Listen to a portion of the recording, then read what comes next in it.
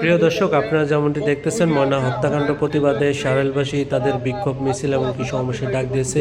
তো ভিডিওটা সবাই শেষ পর্যন্ত দেখতে থাকুন এবং কি ময়না হত্যার প্রতিবাদে প্রতিবাদ গড়ে তুলুন।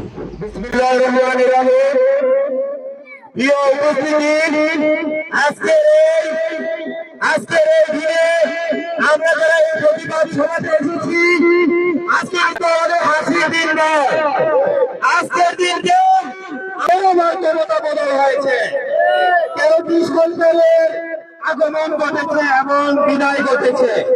কিন্তু আমাদের এই প্রবাসীদের সারা পৃথিবীতে ছড়িয়ে থাকা 1.5 কোটি প্রবাসীর ভাগ্যের কোন পরিবর্তন হয় নাই। আমার মতো সেও একজন প্রবাসী, বাবা সেও একজন প্রবাসী।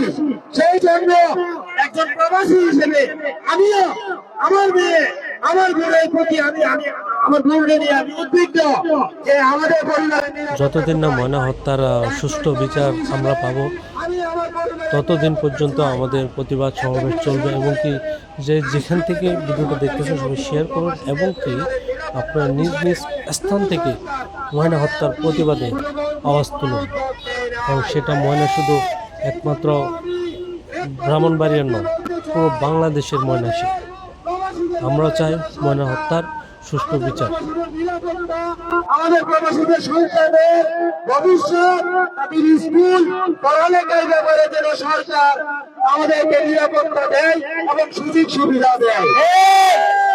আমরা আজকে সমবেত হয়েছি, হয়তো বা অন্য কোনো বিষয়ে সমবেত হব, কিন্তু আমাদের সমাজের আমাদের এই যে ঘটনাগুলো ঘটে, অধিকাংশ ঘটনার পিছনে আপনি দেখা যায় যে তদন্তের পরে যে জিনিসটা বের হয়ে আসে সেটা হচ্ছে 1 নম্বর পরকীয়া, 2 নম্বর কারণ হচ্ছে নেশা।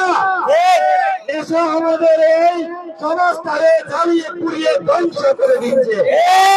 নেশার জন্য আমাদের ঘরে ঘরে অশান্তি। নেশার টাকা নাই বিদায় ভাইয়ের সাথে ভাইয়ের দ্বন্দ্ব, মার সাথে বাবার দ্বন্দ্ব, ছেলের সাথে বাবার দ্বন্দ্ব। এই নেশার কারণে আমাদের সমাজে অনেক অন্যায় বেড়ে গেছে। আর পরকীয়ার কারণে বিভিন্ন ভাবে সন্তানরা খুন হয়। আমি বলি না সমাজপুর ঘটনার সাথে কোন পরকীয়া জড়িত, সেটা পুলিশই দেখবে, এটা দেখার আমাদের দায়িত্ব না। তো আমরা বলবো নেশা এবং পরকীয়া এই দুইটা জিনিস নিয়ন্ত্রণ করতে হবে আমাদের সবাইকে। এখন নেশাকে শুধু আমরা নেশা করলে কিছু বললেই হবে না। নেশার দোকানগুলো, নেশার ডিলারগুলো, তাদেরকে আইনের আওতায় আনতে হবে। তাহলে আমাদের এই সমাজ, আমাদের এই দেশ নেশার নিয়ন্ত্রণে আসবে। আমি আর কিছু বলে আমার মূল্যবান আপনাদের মূল্যবান সময়গুলো নষ্ট করতে চাই না। আপনারা ভালো থাকবেন। আর আমরা এখানে সমাবেশ শেষ করার পরে আমরা কুয়ালাপাড়ার দিকে যাবো।